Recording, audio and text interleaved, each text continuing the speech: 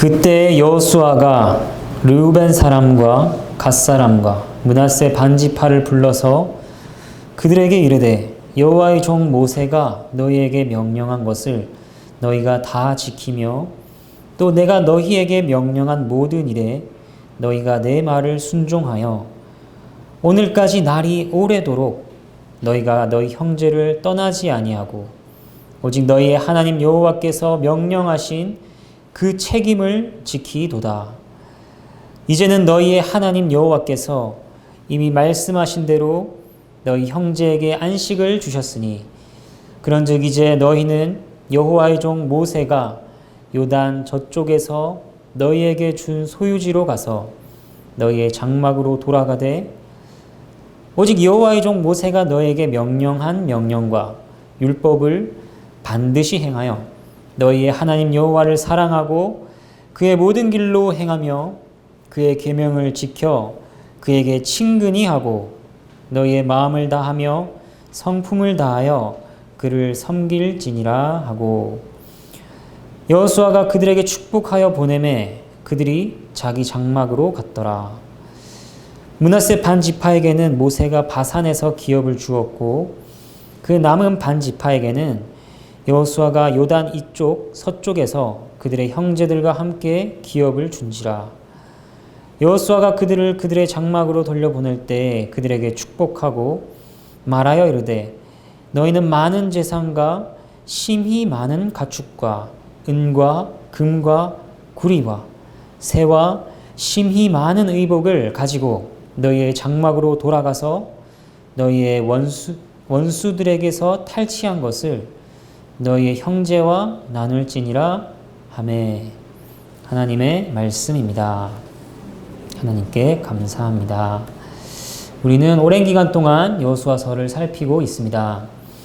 이제 여호수아서는 얼마 남지 않았습니다. 오늘부터 살피게 될 22장부터는 여호수아서를 어떻게 맺는가 하는 것을 보여줍니다. 에필로그와 같은 것이죠. 여호수아서를 맺는 데 있어 가장 먼저 다루어지는 이야기가 무엇인가 하면 바로 르우벤 사람과 갓 사람과 므낫세 반지파 사람들의 이야기입니다. 여호수아는 먼저 동쪽에 거주할 지파들에게 교훈하고 그 다음 지도자들에게 마지막에는 백성들 전체에게 교훈하는 구조로 매듭을 짓고 있습니다. 그렇다면 르우벤, 갓, 므낫세 반지파는 어떤 지파들인가? 우리가 이전에 살펴보았던 것처럼 그들은 요단강을 건너기 전에 요단 동편의 기업을 받은 자들입니다. 그들의 배경이 되는 내용은 민수기 32장에 나오고 있습니다. 간단하게 살피면 이렇습니다. 모세가 살아있던 시절에 그들이 소유한 가축대가 많았죠. 그런데 요단 동편에 가축들을 돌보기에 좋은 땅을 발견합니다. 그들이 모세에게 부탁합니다. 이 땅을 우리들의 기업으로 주시고 우리가 요단강을 건너지 않게 하소서. 그러한 그들의 요구에 모세가 어떻게 하는가? 너희 형제들은 싸우러 가는데 너희는 앉아서 가만히 있으려고 하느냐? 그들을 혼내죠. 그래서 결론은 어떻게 나냐면 그들의 일부는 요단 동편에 자리를 잡고 나머지는 요단을 건너서 이스라엘 백성과 함께 싸우러 가기로 합니다. 민수기 32장 21절부터 23절까지에서는 모세가 이렇게 말합니다.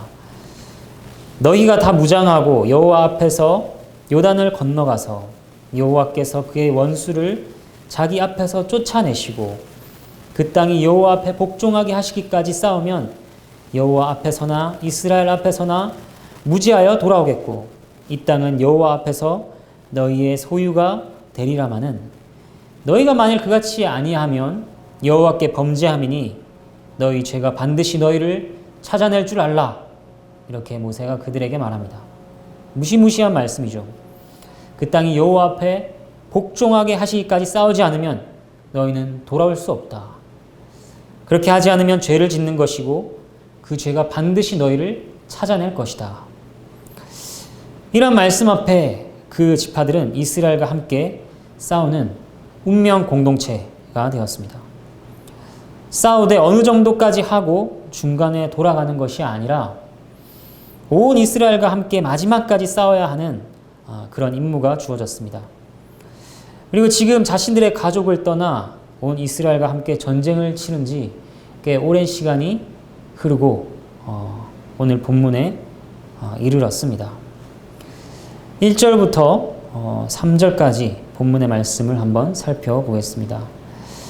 그때 여호수아가 르우벤 사람과 갓 사람과 므낫세 반지파를 불러서 그들에게 이르되 여호와의 종 모세가 너에게 명령한 것을 너희가 다 지키며 또 내가 너희에게 명령한 모든 일에 너희가 내 말을 순종하여 오늘까지 날이 오래도록 너희가 너희 형제를 떠나지 아니하고 오직 너희의 하나님 여호와께서 명령하신 그 책임을 지키도다.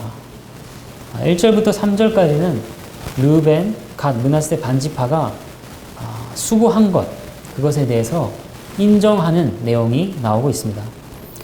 1절을 보면 그때 여호수아가 그들을 불렀다 이렇게 나옵니다. 그럼 그때가 언제인가? 이를 알기 위해서는 앞의 내용을 봐야 하죠. 앞의 21장을 보면 어떤 내용이 나오나요? 우리가 지난주에 살폈던 43절부터 45절까지의 내용입니다. 그러니까 요단 동편, 서편, 도피성, 레위인까지 땅 정복과 기업의 분배가 완전히 끝난 때입니다. 민수기에서 모세의 표현을 빌리자면 그 땅이 여호와 앞에 복종하게 하신 때입니다. 이스라엘 모든 원수를 넘겨주셔서 그들에게 안식을 주신 때라고 할 수 있습니다.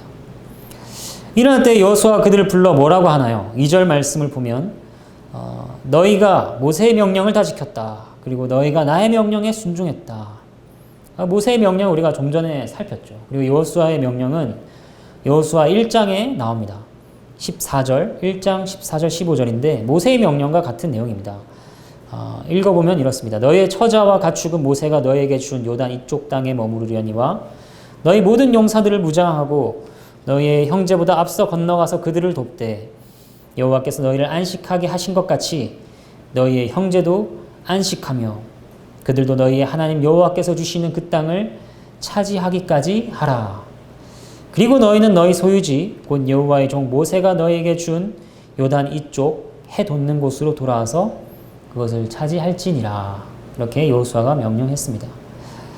이제 이 모든 내용을 잘 지켰다고 그들의 노고를 여호수아가 인정해 줍니다. 그들의 수고는 정말 값진 것이었습니다. 그들이 모세의 명령을 지킨 것을 먼저 생각해 보죠. 모세가 죽고 난 이후입니다. 그들은 이미 요단 동편에서 자기 소유의 땅을 차지했죠. 아쉬울 것이 없는 상황입니다. 간사한 사람의 경우라면 모세의 죽음을 내세워서 이렇게 말할 수도 있습니다. 이 명령은 무효다. 모세의 영향력 때문에 차마 말할 수 없었지만 당시 이 약속은 너무나도 불합리한 것이었다. 하지만 그들은 그렇게 하지 않았습니다.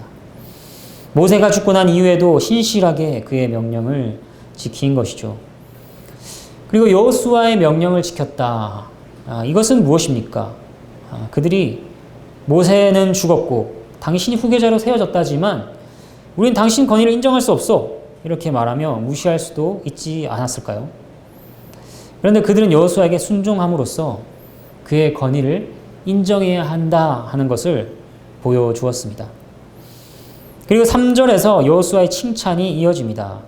너희의 수고는 짧은 것이 아니었다고 하는 거죠. 오랜 인내가 요구되는 충성이었다. 너희가 형제를 떠나지 않고 희노애락을 함께 했구나. 하나님께서 명하신 그 책임을 계속 지켰다. 그들의 임무는 짧지 않은 것이었습니다. 계산을 해보면 7년 정도의 시간이 되는 그런 기간입니다. 정말 날이 오래도록, 말 그대로 날이 오래도록입니다. 전쟁을 시작했을 때 갓난아기를 자녀로 두었다면 이제 그 아이는 초등학교에 갈 나이가 되었을 것입니다. 초등학생 정도 나이의 아이를 두었다면 그 아이는 어엿한 청소년 정도의 나이가 될 시간이죠. 한 가정에서 7년이라는 시간은 정말 별별 일이 다 있을 시간입니다. 그리고 그들의 날이 오래도록 이 수고는 단지 7년 복무가 아닙니다. 그들이 무기를 내려놓고 온전히 가정에 복귀하게 되기까지는 기간이 정해져 있지 않았습니다. 이것이 매우 어려운 점이죠. 2년이면 2년, 3년이면 3년 정해져 있으면 시간이 가는 것을 보면 됩니다. 그런데 그게 아니라 그들은 여호와께서 주시는 땅을 차지하기까지 점령 상태를 보고 전쟁의 상황을 보고 때가 되었다 할 때까지 군인으로 복무해야 하는 것입니다. 무기한의 기간을 오래도록 견딘 것입니다. 그들이 전쟁을 즐기는 로봇입니까? 그렇지 않습니다. 그들은 부모와 아내와 자녀가 있는 사람들입니다. 어서 빨리 끝나기를, 어서 가족을 다시 만나기를, 어서 이 모든 것이 끝나고 자신의 거처로 돌아가 자리를 잡기를 애태우며 기다렸을 것입니다. 성경이 간단히 설명하고 있지만 그들의 인내와 순종은 참으로 쉽지 않은 것이었습니다. 그러한 그들의 인내에 어떤 성격이 있는가? 3절 끝은 이렇게 알려줍니다. 너희 하나님께서 명령하신 책임을 지켰다. 이것이 알려주는 바가 무엇입니까? 이미 죽어 그들에게 있지 않은 모세의 명령을 지킨 것, 여호수아의 명령에 순종한 것, 가족을 떠나 전쟁 중에 있는 이스라엘 형제들과 동거동락한 것, 무기한의 기간을 인내한 것. 이 모든 것은 하나님께 대한 신앙의 고백이었다는 것입니다. 그들이 그렇게 했을 때 그들에게 더 큰 보상이 있고 인정을 받고 어떤 유익이 있어서가 아니라 그것이 하나님의 명령이었기 때문에 하나님께 대한 순종으로 그렇게 했다는 것입니다. 이제 4절부터 6절까지의 말씀을 한번 살펴보겠습니다. 이제는 너희 하나님 여호와께서 이미 말씀하신 대로 너희 형제에게 안식을 주셨으니 그런즉 이제 너희는 여호와의 종 모세가 요단 저쪽에서 너희에게 준 소유지로 가서 너희의 장막으로 돌아가되 오직 여호와의 종 모세가 너희에게 명령한 명령과 율법을 반드시 행하여 너희의 하나님 여호와를 사랑하고 그의 모든 길로 행하며 그의 계명을 지켜 그에게 친근히 하고 너희의 마음을 다하며 성품을 다하여 그를 섬길지니라 하고 여호수아가 그들에게 축복하여 보내매 그들이 자기 장막으로 갔더라. 이제 하나님께서는 이스라엘에게 안식을 주셨습니다. 그리고 이들도 그 안식에서 제외되어서는 안 됩니다. 여호수아가 그들의 수고를 치하한 다음에 이어서 그들에게 명령을 줍니다. 첫 번째 명령이 무엇인가요? 4절 말씀을 보면 너희에게 준 소유지, 너희의 장막으로 돌아가라는 것입니다. 이것은 명령의 방식으로 전달되었지만 그들에게는 너무나 기다려왔던 허락이죠. 학생들이 수업을 마치고 선생님에게 집에 돌아가도 좋다 하는 말을 듣는 것. 직장인들이 이제 퇴근하라 하는 말을 듣는 것. 이런 것들과는 비교도 안 되는 말입니다. 집으로 돌아가는 말은 이 군사들에게 복된 말이었을 것입니다. 그들은 전쟁터에서 타지에서 안식을 누릴 수 없습니다. 전쟁을 하지 않더라도 그곳에서 쉴 수 없는 법이죠. 가족들에게 돌아갔을 때 하나님께서 그들에게 주신 소유지로 돌아갔을 때 진정한 쉼을 얻을 수 있습니다. 그리고 두 번째 명령이 주어집니다. 그 내용은 5절부터 나옵니다. 5절을 보면 길게 나와 있습니다. 하지만 원문을 보면 단 하나의 명령으로 되어 있는 것을 알 수 있습니다. 그것은 처음 부분입니다. 개역 개정에는 잘 나타나지 않는데 개역 한글에는 이렇게 되어 있습니다. 크게 삼가 라는 말이 앞에 붙어서 크게 삼가 여호와의 종 모세가 너에게 명한 명령과 율법을 행하여 라고 되어 있습니다. 여기서 크게 삼가라 하는 것이 두 번째 명령입니다. 크게 삼가라는 말은 좀 더 구체적으로 번역하자면 이렇게 풀 수 있습니다. 조심하라. 매우 큰 관심과 주의를 기울이라 하는 것입니다. 무엇에 신경을 쓰고 무엇에 주의를 기울여야 하는가. 이어서 나오는 것들이 그들이 주의를 기울여야 하는 내용들로 나옵니다. 5가지가 나옵니다. 한번 보겠습니다. 첫 번째는 모세가 명령한 명령과 율법을 행하는 것입니다. 그리고 뒤에 보면 너희 하나님 여호와를 사랑하고가 나오는데 이것은 원문을 보면 문법적으로 목적에 해당하는 것입니다. 그러니까 다시 번역하면 이런 것이죠. 너희 여호와 하나님을 사랑하기 위해서 너희가 그 명령과 율법을 행하는 것에 매우 주의를 기울이라 하는 것입니다. 명령과 율법을 행하는 것에 주의를 기울여라. 왜 명령과 율법을 행하는 것에 주의를 기울여야 하는가? 너희가 남들보다 낫다는 것을 뽐내기 위해서가 아니다. 너희의 하나님을 사랑하기 위해서다. 이렇게 말합니다. 반대로 하나님을 사랑하기 원하는 이들은 어떻게 해야 합니까? 그 명령과 율법을 행하는데 주의를 기울여야 합니다. 이어서 나머지 네 가지를 살피도록 하겠습니다. 앞에서 명령과 율법을 행한 것의 목적이 하나님을 사랑하는 것인 것처럼 나머지 네 가지의 목적도 하나님을 사랑하는 것과 관련이 있습니다. 두 번째는 무엇인가? 무엇에 주의를 기울여야 하는가? 그의 모든 길로 걷는 것에 주의를 기울여야 합니다. 단 하나도 빠짐없이 모든 길로 걷도록 신경을 써야 합니다. 왜 그렇습니까? 하나님을 사랑하기 위해서죠.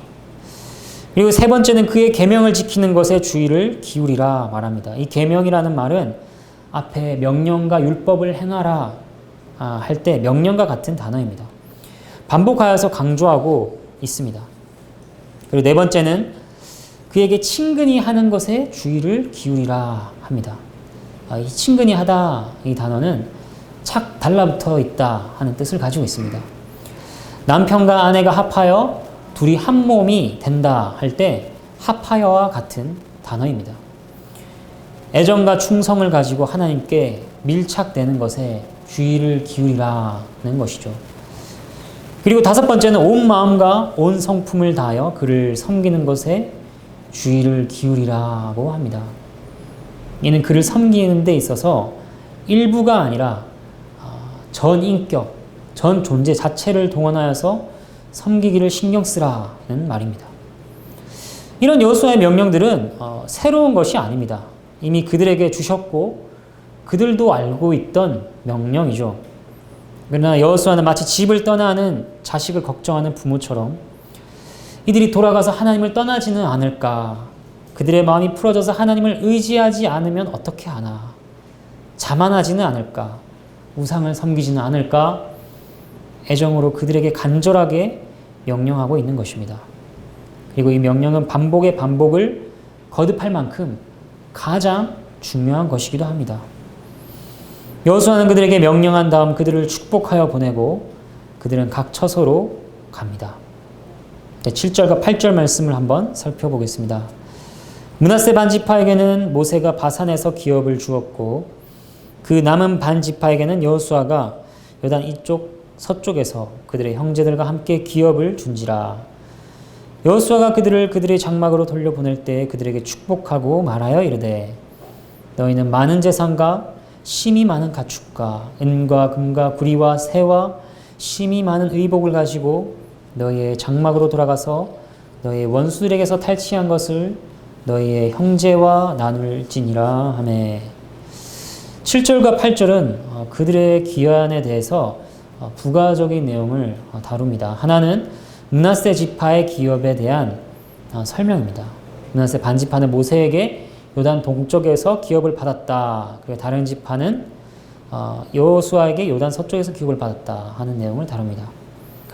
그리고 다른 하나는 여호수아가 그들을 뭐라고 말하며 축복했는가 하는 것을 다루고 있습니다. 8절이 그 내용이죠. 여호수아가 뭐라고 말하며 그들을 축복했는가. 그 내용은 간단하게 말하면 그들이 원수들에게서 탈취한 많은 보물과 재산을 돌아가서 형제들과 나누라는 것입니다. 이 말을 들었을 때 이 내용을 듣고 그들이 움찔할 수도 있었지 않나 하는 생각을 합니다. 그들이 전쟁을 통하여 얻은 재산이 심히 많았기 때문이죠. 10,000원을 주었는데 그 10,000원을 친구와 나누는 것보다 당첨된 로또 복권을 나누는 것이 더 어려울 것입니다. 그처럼 심이 많은 전리품을 나누는 것은 그들에게 가벼운 문제가 아니었을 것입니다. 그리고 정당성에 대한 문제를 제기할 수도 있죠.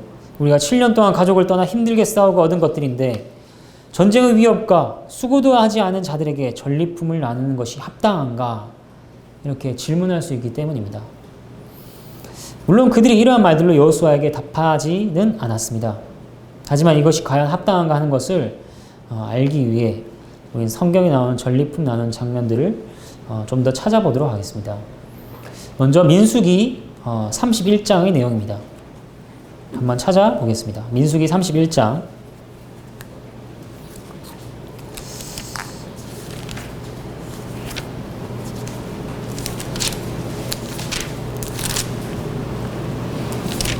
25절부터 27절까지 말씀입니다.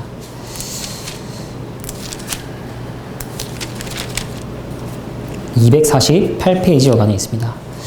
제가 한번 읽어보겠습니다. 여호와께서 모세에게 말씀하여 이르시되 너는 제사장 엘르아살과 회중의 수령들과 더불어 이 사로잡은 사람들과 짐승들을 계수하고 그 얻은 물건을 반분하여 그 절반은 전쟁에 나갔던 군인들에게 주고 절반은 회중에게 주고. 이 장면은 이스라엘이 미디안과 전쟁을 하고 나서의 이야기입니다. 전쟁 이후에 하나님께서 모세에게 말씀하십니다. 전리품을 반으로 나눠서 군인들에게 주고 나머지 반은 회중에게 줘라. 그러니까 여호수아가 지파들에게 명령하고 있는 이것은 여호수아가 개인적으로 이렇게 했으면 좋겠소 식의 명령이 아닙니다. 모세 때 이미 하나님께서 전리품에 관하여 명하신 원리로서 주어진 것입니다. 그러니까 전리품을 나누라는 명령이 합당하다 하는 것은 먼저 그 원리를 주신 분이 누구인가, 그분이 바로 하나님이시라 하는 것에 있습니다. 그리고 다른 한 본문을 찾아보도록 하겠습니다. 사무엘상 30장 말씀입니다. 사무엘상 30장 말씀.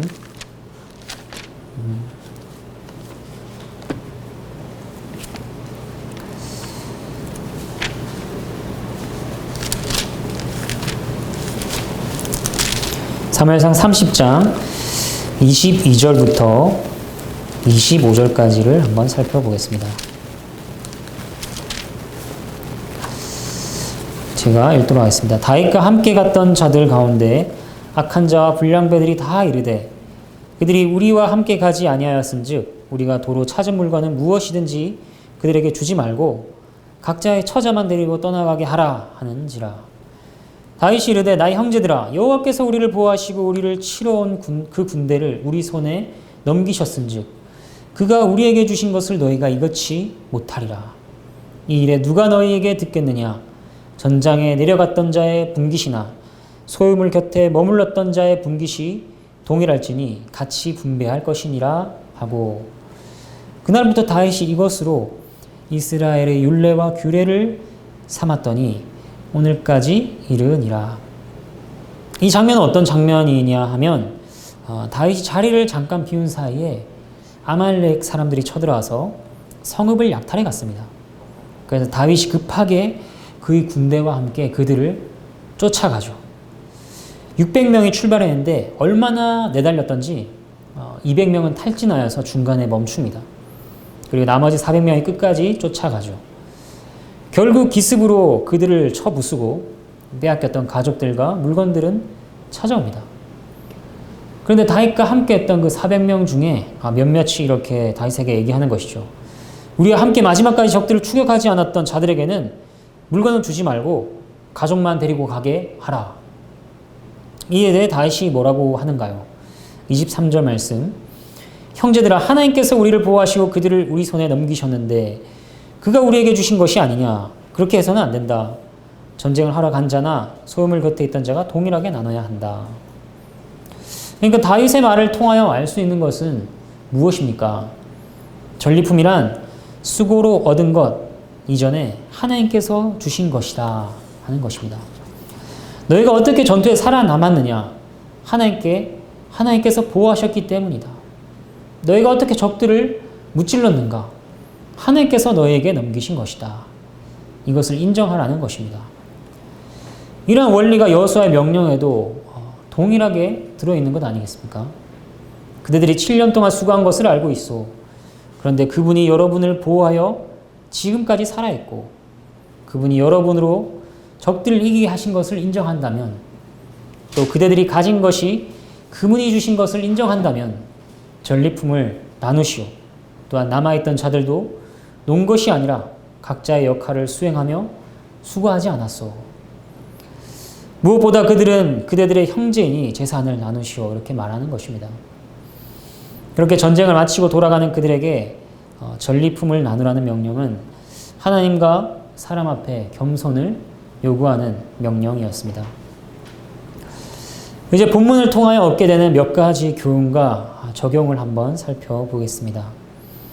첫 번째는 인정받는 선이 무엇인가 하는 것입니다.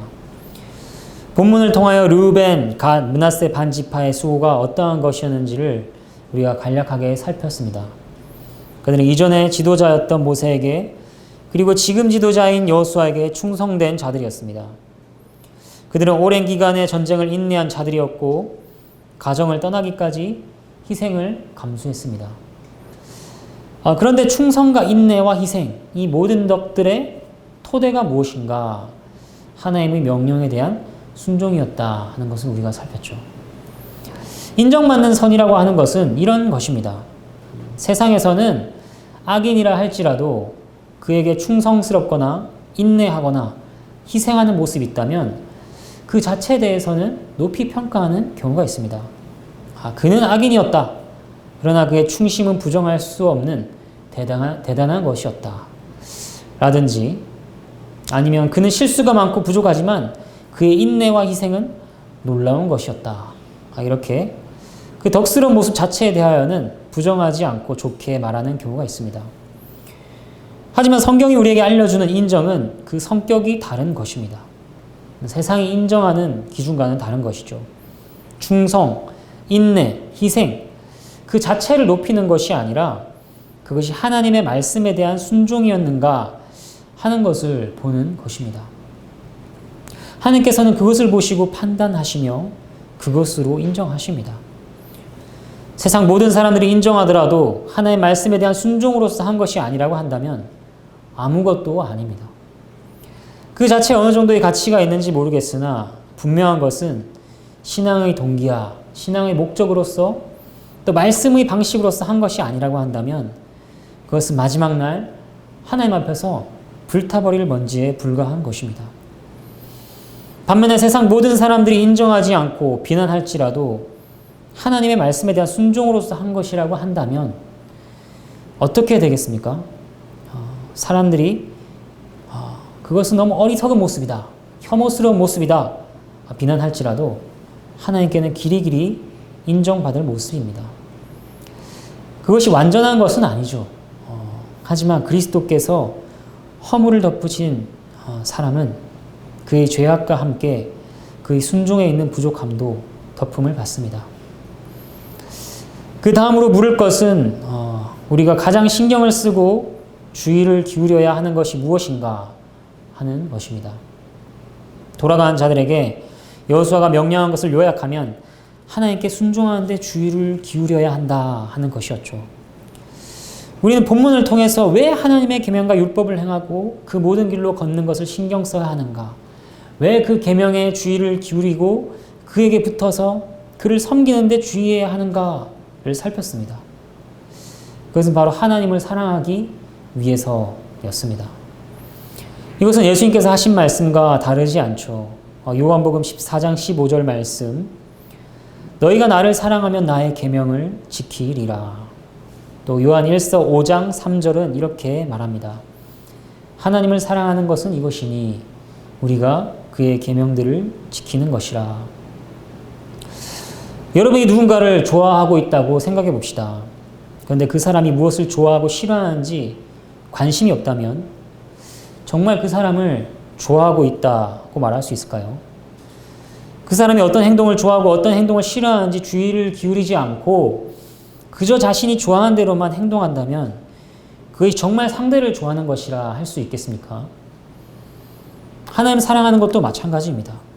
계명과 율법은 무엇이냐? 그분께서 무엇을 기뻐하시고 무엇을 미워하시는지, 그분이 어떤 분이신지를 알려주는 것입니다. 우리가 그를 정말 사랑한다면 그분이 무엇을 기뻐하시고 싫어하시는지 매사에 신경 쓰고 주의를 기울이는 것이 당연할 것입니다. 제 자신과 여러분에게 한번 물어보겠습니다. 요즘 가장 신경을 쓰고 주의를 기울이는 것이 무엇인지요? 하나님을 사랑하고 하나님의 뜻대로 사는 것인지요? 이스라엘이 전쟁 가운데에서 가장 신경 쓰고 주의를 기울여야 했던 것이 무엇인지 기억나십니까? 그것은 바로 하나님을 사랑하는 것, 하나님을 섬기는 것, 하나님의 뜻대로 행하는 것이었습니다. 이제 자신들의 장막으로 돌아가는 자들이 가장 신경 쓰고 주의해야 할 점도 무엇인가? 동일한 내용이죠. 하나님을 사랑하고 섬기고 그 뜻대로 사는 것입니다. 이것은 무기를 내려놓고 집에 돌아가도 여전히 유효한 것입니다. 이것에 전쟁의 승패가 달려있기 때문에 이것에 신경을 쓰는 것이 아니라 이것이 하나님 백성을 관통하는 삶의 모습이기 때문입니다. 전쟁의 목적이고 진정한 안식의 모습이기 때문에 그렇습니다. 그리스도인의 삶은 전체가 그런 것입니다. 세 번째로 마지막으로 생각할 바는 나눔이란 무엇인가에 관한 것입니다. 하나님의 말씀은 그리스도인의 삶에서 나눔을 명하고 있습니다. 그 중에 몇 구절을 들어본다면 히브리서 13장 16절 말씀, 오직 선을 행함과 서로 나누어 주기를 잊지 말라. 하나님은 이 같은 제사를 기뻐하시느니라. 로마서 12장 13절 말씀, 성도들의 쓸 것을 공급하며 손 대접하기를 힘쓰라. 디모데전서 6장 18절 말씀, 선을 행하고 선한 사업을 많이 하고 나누어 주기를 좋아하며 너그러운 자가 되게 하라. 성경 말씀은 그리스도인이 나누어야 한다 이렇게 말하고 있습니다. 우리는 우리가 가진 것을 나누어야 합니다. 이를 위해 애쓰고 노력해야 합니다. 우리의 마음과 반대됨에도 불구하고 의지적으로 행해야 합니다. 어떤 그리스도인은 이렇게 말할지 모릅니다. 저는 나누고 싶지만 가지고 있는 것이 없는데요. 하지만 나눔이라는 것은 물질적인 것만 얘기하는 것이 아닙니다. 영적인 것, 정서적인 것, 정신적인 것, 기타 다양한 은사들과 나눌 수 있는 것들을 하나님께서는 우리에게 주셨습니다. 형제를 섬길 수 있도록 누구에게나 각자에게 허락하신 부요함이 있는 것이죠. 그것이 없는 사람은 단 한 명도 없습니다. 그렇기 때문에 우리는 우리가 가진 것을 가지고 형제와 나누어야 합니다. 그런데 우리가 나눌 때 기억할 것이 있죠. 바로 오늘 살핀 내용입니다. 나누는 것은 내가 노력하고 수고하여 획득한 것을 나누는 것이 아닙니다. 내가 인심을 써서 나누는 것이 아니죠. 이것은 자신을 높이는 것입니다. 우리가 선심을 쓰는 것이 나눔이 아니라는 말입니다. 성경이 말하는 나눔은 나의 것이 아니라 하나님의 것임을 인정하는 데서 나옵니다. 하나님께서 주셨습니다. 하나님께서 얻게 하신 것입니다. 이것을 인정하는 것입니다. 또한 하나님의 명령을 따라 주는 것이기에 나의 선심이 끼어들 자리는 없습니다. 이 나눔에서는 오직 하나님만이 드러날 뿐입니다. 하나님의 보호, 하나님의 공급하심, 하나님의 부요하심과 선하심이 영광을 받는 것입니다. 네, 나눔이란 단지 우리를 통하여 다른 이를 공급하시는 보이지 않는 하나님의 손일 뿐입니다. 그리고 또 한 가지 나눔에서 고백하는 내용은 나누어주는 대상이 나의 형제다라고 하는 점입니다. 그는 남이 아닙니다. 다른 타인에게 나누어주는 것이 아닙니다. 하나님께서 말씀하십니다. 너희가 나의 안에서 하나다. 그러므로 그는 너의 형제다. 한 가족이라 말씀하시는 것입니다. 마치 우리가 자녀를 양육하고 부모님을 보살피고 가족을 돌보고 하는 것이 당연한 것이듯 그들과 나누는 것은 특별한 것이 아닙니다. 당연한 일이라는 것을 우리는 기억해야 합니다. 이러한 사실을 기억할 때 우리는 생색내지 않게 되죠. 자녀에게 밥을 차려줬어. 부모님 병문안 다녀왔어. 이런 것들이 자랑할 수 없듯이 말입니다. 말씀을 정리하겠습니다. 우리는 오늘 이스라엘의 안식을 주신 하나님께서 이제 두 지파 반에게 장막으로 돌아가라 명하시는 것을 보았습니다. 하나님께서 7년 동안의 긴 시간 동안 그들의 수고가 인정받도록 지키시고 인도하신 분이십니다. 그리고 여전히 너희의 삶에서 가장 주의를 기울여야 하는 것이 여호와 하나님과의 관계다. 그렇게 말씀하십니다. 마지막으로 그분은 그들에게 주신 부요함을 가지고 형제를 부요하게 하라 명하십니다. 이러한 주의 말씀이 동일하게 우리에게 들려지고 있습니다. 그 말씀을 붙잡고 살아가는 저와 여러분이 되기를 바랍니다. 함께 찬양하겠습니다.